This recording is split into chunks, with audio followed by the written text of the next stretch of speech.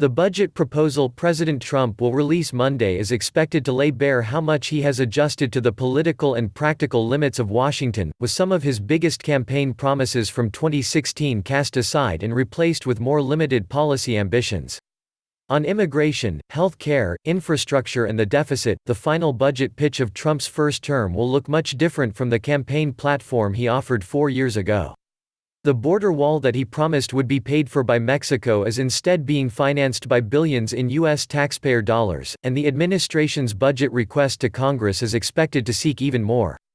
The president's 2015 promise to protect Medicaid from cuts has been repeatedly ignored, as he has sought to slash some $800 billion over a decade from the health program for low-income Americans.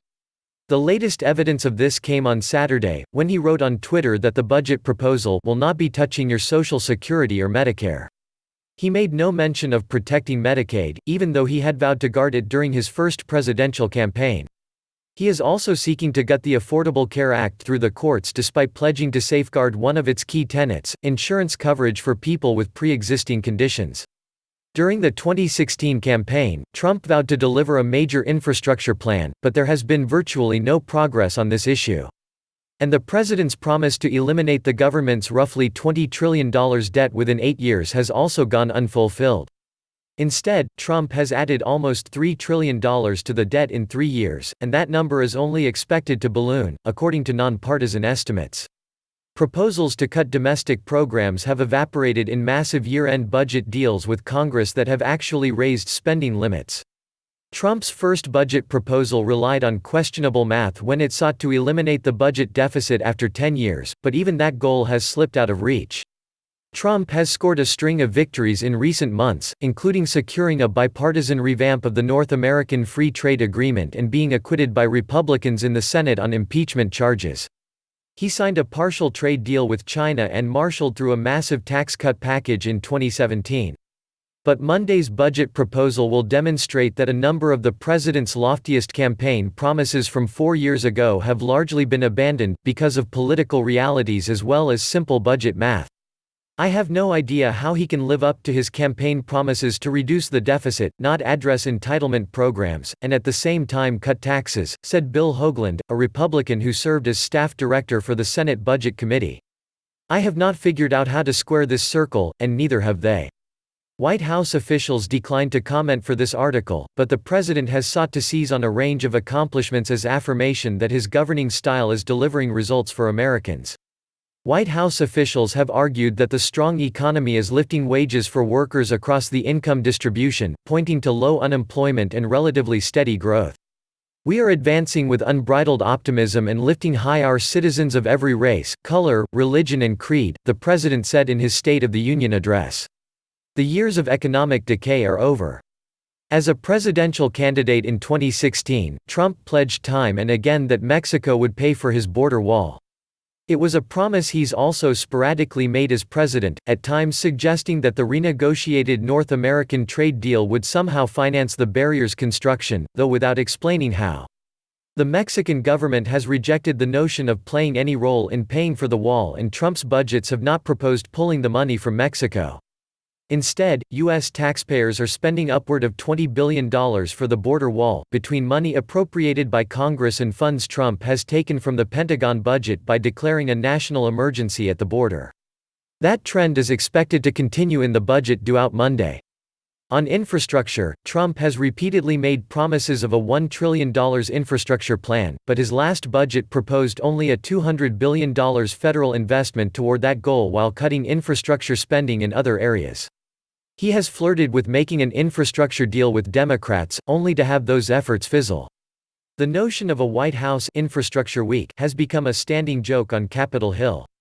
And despite a renewed promise in the State of the Union address, and a new round of talks involving Treasury Secretary Steven Mnuchin, congressional Democrats have little hope that an infrastructure deal will actually materialize.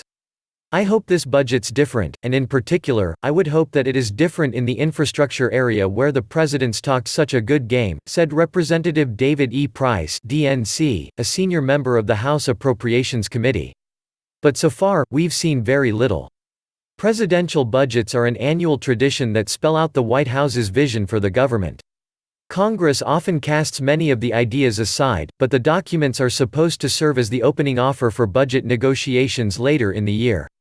But even more so than under prior administrations, Trump's budget proposals have been largely rejected by lawmakers who've agreed on a bipartisan basis to restore and even increase spending for agencies and programs that the administration has tried to cut, including health and education programs and foreign aid.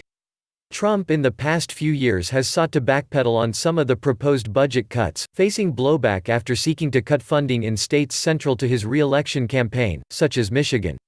That has led to some dejection among career officials at agencies and within the White House Office of Management and Budget, who are forced to devote enormous time and attention to developing a budget document they know Congress will largely reject, according to several people with knowledge of internal administration dynamics who spoke on the condition of anonymity to describe them. In prior years, Trump's budgets have reflected the irreconcilable contradictions of his campaign promises in part by relying on overly rosy economic forecasts and glossing over how he would achieve big cuts. In 2017, Trump's budget predicted that economic growth would surge to an annual rate of 3% by 2021 and stay at that healthy rate indefinitely. This goal has proved elusive. The economy grew 2.9% in 2018 but slowed to 2.3% in 2019, and is projected to slow even more this year. Relying on rosy economic estimates in the budget plans allows the White House to assume that prospering families and companies will generate high levels of tax revenue as a way to offset the widening deficit. Instead, the deficit estimates have proved faulty. Trump's budgets have also proposed enormous cuts to domestic spending programs as a way to try to bring the deficit down. But non-defense domestic spending, aside from what are considered mandatory programs, makes up just a sliver of the overall $4.6 trillion federal budget. Mandatory programs, including the domestic programs Medicare and Social Security, make up more than 60% of federal spending.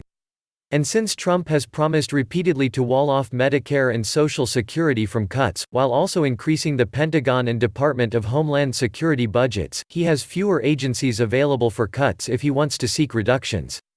Representative Charles J. Chuck Fleischmann, R10, a member of the Appropriations Committee, said the deficit cannot be addressed until Congress and the administration take on entitlement programs such as Medicare and Social Security. But he noted that Trump has promised to protect those programs, and I will certainly respect that. So I think right now, this year, is probably not the year to deal with the mandatory side of the equation, Fleischmann said. But perhaps that's something that President Trump will look at with the Congress in his second term.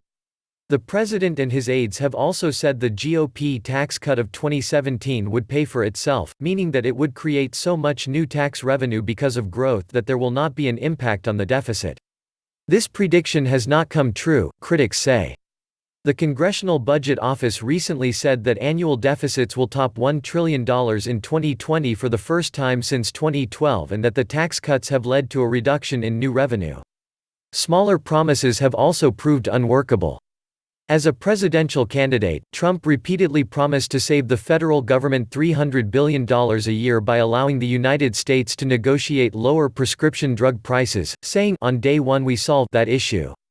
Trump later backed off his promise to have Medicare negotiate for lower drug prices, although nonpartisan experts had dismissed the claim that $300 billion could be saved annually. And the impeachment drama has also forced the administration to shift course.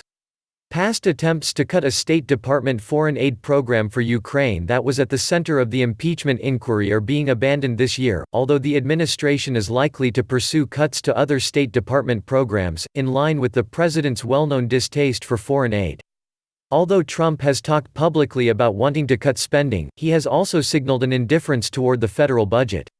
During the Obama administration, the White House budget proposal was typically released at a high-profile news conference featuring members of the cabinet and top aides. Trump administration officials have done less to market and tout their budget document. Trump rarely speaks of it. Leaked audio from a dinner the president attended in January with donors at Mar-a-Lago, his private resort in Florida, captured the president brushing aside those who are critical of rising defense and federal spending as part of the growing national debt. "Who the hell cares about the budget? We're going to have a country," the president said. News credit, Washington Post, com video credit, Flash News.